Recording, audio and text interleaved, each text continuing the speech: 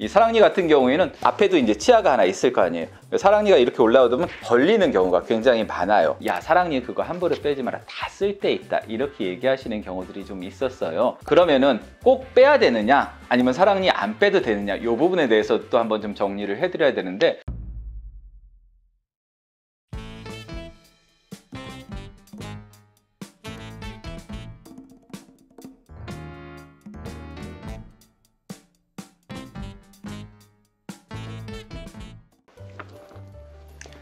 네, 안녕하세요. 환자 중심의 진료 철학을 실천하는 강북예측가병원의 이상수입니다. 오늘은 여러분들한테 좀 사랑니에 대한 부분들을 좀 정리를 해서 말씀을 좀 드리려고 그래요. 사랑니 같은 경우에는 보통 10대 후반 정도, 보통은 이제 16세에서 23세까지 이제 나는 그런 치아인데, 대부분 이 사랑니가 날 때쯤 되면 이제 첫사랑의 그런 열병이라든가 이런 것들도 좀 앓기 때문에 우리말로 이제 사랑니라고 이야기를 하죠. 원장님도 그 사랑니 날 때쯤 첫사랑 열병을 앓으셨나요? 저는 사랑니 날 때 거의 아픈 적이 없었고, 저희 집사람이 보면 안 되니까.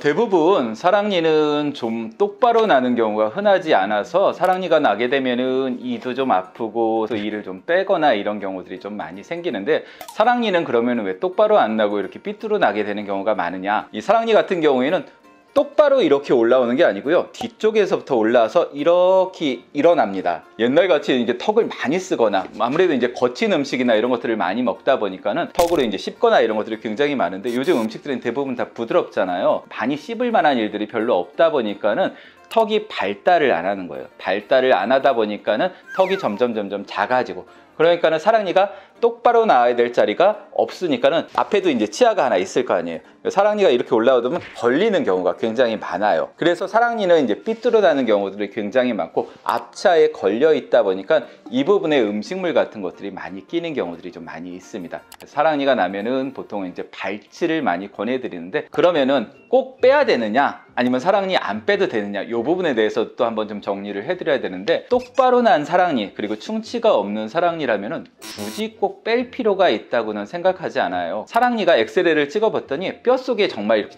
깊숙한데 이렇게 탁 들어가 있어.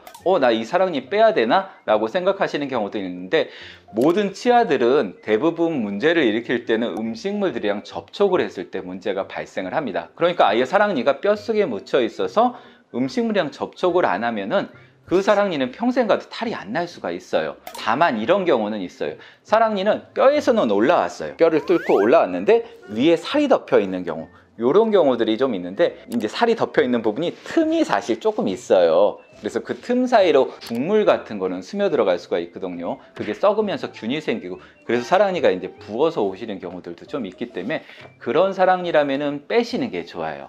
특히 사랑니는 지금은 무서우니까 안 뺄 거야 이러고 사랑니가 삐뚤어 났는데도 갖고 계시는 분들이 있어요. 문제는 앞에 있는 치아랑 같이 썩는 경우가 문제입니다.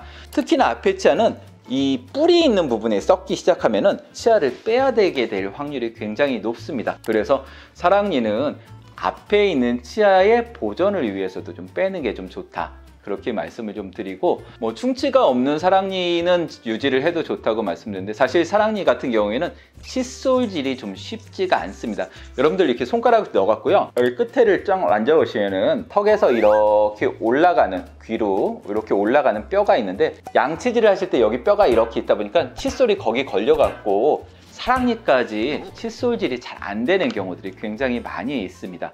그래서 사랑니는 충치가 생기는 경우들이 많이 있고, 살로 덮여 있는 경우들이 굉장히 많아서 또 양치가 제대로 안 되는 경우들이 좀 있어요. 그래서 그런 사랑니들은 이제 빼시는 게 나머지 잇몸을 위해서도 굉장히 좀 도움이 좀 됩니다. 그리고 이제 좀 또 사랑니를 빼는 거를 안 권해드리는 좀 특별한 케이스 같은 경우에는 턱이 좀 나와 있는 분들이 있어요. 이분은 아래치아가 조금 이렇게 나와 있어 갖고 한 칸이 앞으로 다 넘어가 있어요. 다른 사람들은 이게 그냥 이렇게 사랑니끼리 만나는데, 이 사람은 한 칸이 앞으로 하니까 사랑니랑 위에 쓰는 치아랑 만나는 경우들이 있어요. 이런 분은 사랑니를 빼게 되면은 위에 있는 치아가 기능을 못 하게 되겠죠. 이런 분들은 사랑니를 저희가 안 빼요. 이 치아를 연구치처럼 잘 쓰시는 게 필요하니까는 잘 관리하셔서 쓰세요 라고 말씀드리고, 야, 사랑니 그거 함부로 빼지 마라, 다 쓸 데 있다, 이렇게 얘기하시는 경우들이 좀 있었어요.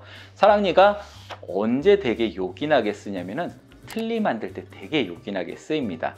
근데 요즘은 또 시대들이 많이 이제 좋아져서 지금 젊으신 분들은 이 하나 빠지면은 임플란트로 교체들을 다 하시기 때문에 그런 분들이 나중에 틀리실 일들은 거의 없을 거라고 저는 생각을 해요. 그러니까 사랑니나 이런 것들이 문제가 좀 되면은 꼭 치과 가셔갖고 잘 점검을 해 보시면은 잘 관리하실 수가 좀 있을 거라고 생각을 합니다.